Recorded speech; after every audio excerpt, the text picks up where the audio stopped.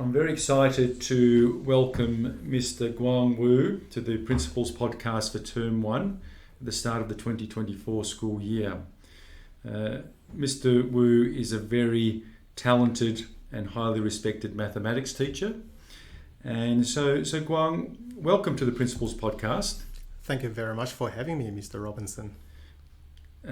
My first question is, why did you become a mathematics teacher?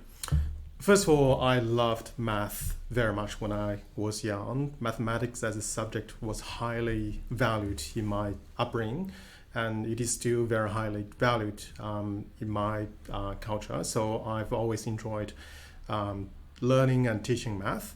And then when I was doing my undergraduate degree, it was a science degree. I learned advanced math and I enjoyed it a lot. Then I became a trained scientist. So I did my master's degree in genetics.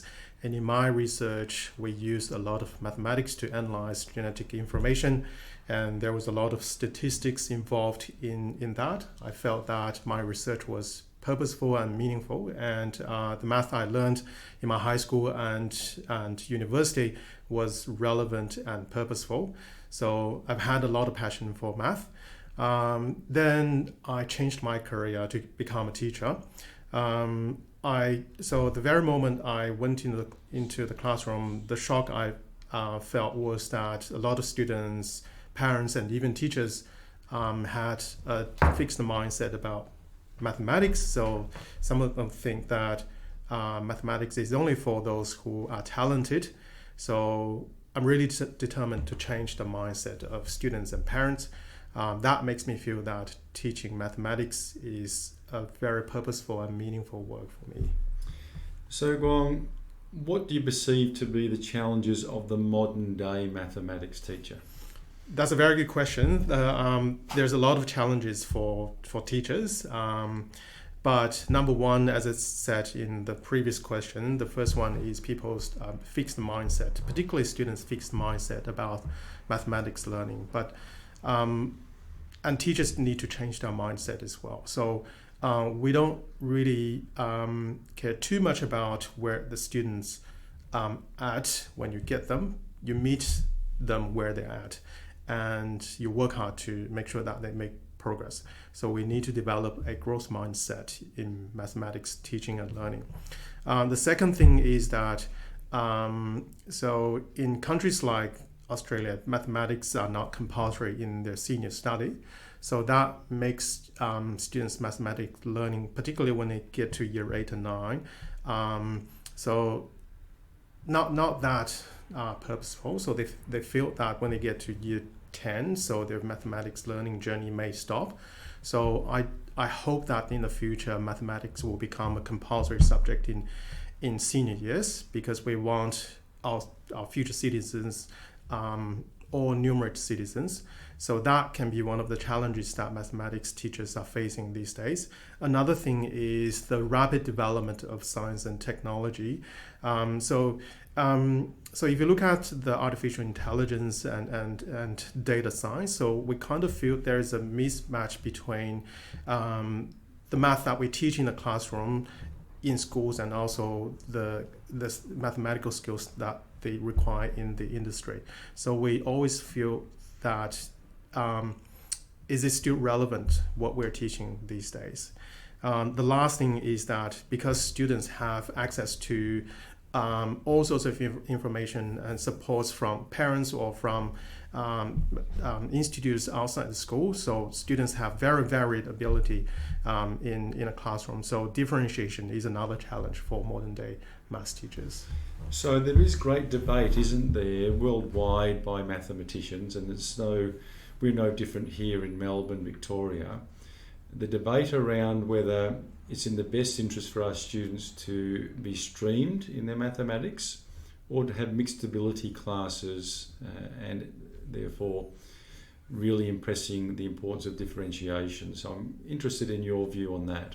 Yeah, so it's a very good question, and there's a lot of debate around that. I think it depends on the context, but overall research supports that when students are in their formative years or middle years, between year 6 and 9 or up to 10. So it will be beneficial if students are in mixed ability classes, because all the evidence shows that the struggling students will benefit more if they stay in a mixed ability class, because they can learn from their higher achieving peers, and they have someone to look up to, and they don't develop the fixed mindset that they think that they are not good at math. In terms of the high achieving students in a fixed mixed ability classes, they get the opportunities to help their peers. So teaching is a very good form of learning. But when students get to their senior years or their transition years, for example, year 10, it will be a good practice to put them into streamed classes, because over the years they've already developed their aspirations and different and a wide range of skills in their mathematical ability. So I think year 10 is probably the best year to put them into streamed classes. But when they're still in year 7, 8, 9, maybe it's a bit too early. So Guang, as a true educator, you don't shy away from undertaking additional research, and often that's in your own time. And I'd like to congratulate you on your recent fellowship from the Victorian Academy of Teaching and Learning. It really is a great honour that you've been accepted into that particular course. So if you can tell us about the project that you're undertaking in that course and why you chose that particular topic for research. First of all, I'd like to thank our school for supporting me to do all sorts of research and some work outside the school. So our school is always very supportive of that. So it's actually started in 2022. So the academy, the Victorian Academy of Teaching and Learning, had a program called Teaching Excellence Program, and I was lucky enough to be selected to engage in the program. And that was a year-long program where highly skilled teachers worked together to share the practices, and also received support and PDs from expert teachers and professors from universities. And as one of the alumni of that program, I was eligible to apply for something called Innovative Fellowship. And this program will be funded by the Department of Education, and there will be PD sessions to support the innovation program as well. So what's good about this program is that I can run a innovative program in our school, and my project will be developing a developmental model to teaching math in this school. Because often I found that, so although we have a very rigorous assessment policy and practices and system in our school, so teachers and students often perceive assessment as a way of measuring and reporting their progress.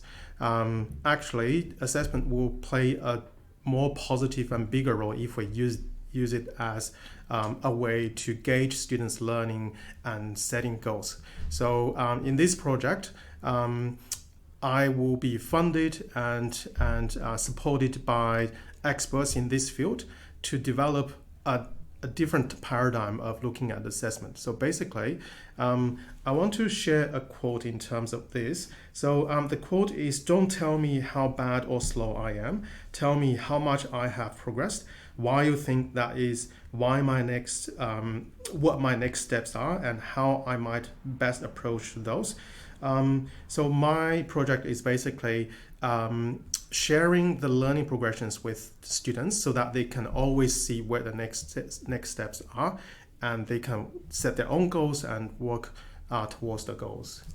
Well, we certainly look forward to, I'm sure, what will be fruitful outcomes from your research, and undoubtedly that will benefit the students at Oakley Grammar. So again, congratulations on that. And now, changing the topic, Oakley Grammar is a very proud international baccalaureate world school, delivering the middle years program. And again, through your interest in research, you have percolated to become a facilitator of IB, and you've had the opportunity to visit other schools and mentor staff at other schools. So I'd just like to ask you a simple question really, and that is, what excites you about the MYP? First of all, I chose to become an IB teacher. I think it's the best education program in the world. So if you look at the IB's mission statement, it is to cultivate inquiring, knowledgeable and caring young people who help to create a better and more peaceful world through education that builds intercultural understanding and respect. So it's not just about academics, and it's not just about holistic education in general. So it has a higher and broader aspirations for educating future citizens. So I resonate with this mission statement a lot.